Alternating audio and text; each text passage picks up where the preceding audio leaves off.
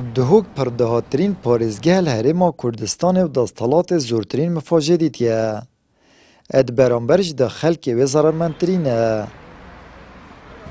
Şer û aloziyên deverên sinûrî û leşkerkeşiya Tirkiye bo nafaxa Herêmê, ziyanên zûr gihandîna kinciyên parêzgeha Duhokê û taybetî jî her sê qezayên zaxo û akirê û Amêdiyê. Nêzîkî 35 şehîdan ji xelkê sivîl û çûlkirina 300 gunda, zêdebarî darbirîn û sotina daristan û erdê çandinê. Piştî şêst stadê qezeza xwe vegeveya mehrum kiriye.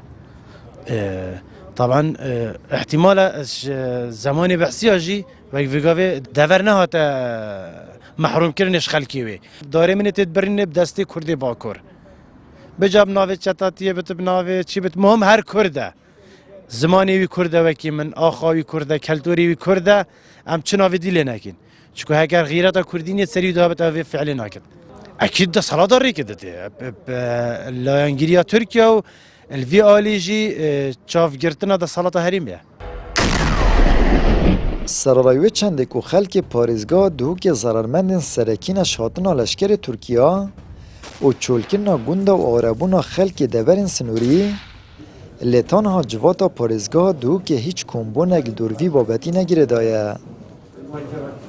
زادت 300 گوندان سنور پارێزگەها دهوک القەزا ئامێدیە القەزا ئاکرێ القەزا بێژین زاخ و خەلکێکی زەرمەند بووی خەلکێکی گوندت خۆی چول کردی و ئەو شەڕ و نەهامەتیر و بەردەوام وە دەڤەرانە بەردەوام یعنی کاریگەریە خۆیە خراپ سەر ژینگەها دەڤەرێ کریە سەر خەلکی دەڤەرێ کریە و مخابنی وەژک و ما زێدەتری 35 36 شەهیدان لێ دەڤەرە هەنێ داینە ئەو ئەرکێمە وەکو ئەنجومەنی پارێزگەیان پەیاما خود گەهێنین لێ ئەس باوەرم ئەف بابەتی هەنێ بابەتێکێکە احتیمال دەسەڵات ئەنجومەنی پارێزگەهێ و پارێزگار و بێژین بلندتره پێویستە سەرمستەوای ئەنجومەنی وەزیران پەرلەمانی کوردستانê بێژین پەرلەمانی عێراقê و سازیên دiyên عێراقê تەدەخولێ بکەن. بڕاستی ئەف مەوضوعە بابەتێکی پتر دەولیە بحکوومەتا مرکزی vegirêdayê çunku wekû sinûr aidê dewleta Iraqê ne heqet ew têne wekî bêjin têne parastin ji qibelê wan ve em jî wekû li civatê jî ku cenabê serokê encûmenê jî ji serxetiye mutabaa vî babetî kir gel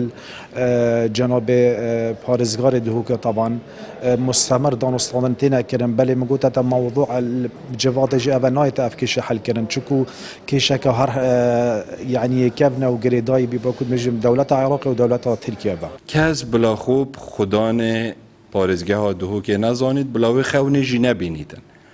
Heke xudaneke bît partiye Herçend de parteka siyasî xwebxudana Duhokê dizanît, lê xelkê wê bêxudan e. Wesa diyar e parta desthilatdar tinê xuljêderên dihatî kiriye xudan û layê dîtir jî daristan têne birîn û gund têne sotin û çûlkirin. û supayê Tirkiye jî bi heza xwe piyasat navê parêzgehê dat ket. Amed Birîfkanî, Kanalê Esmaniyê Peyam, Duhok.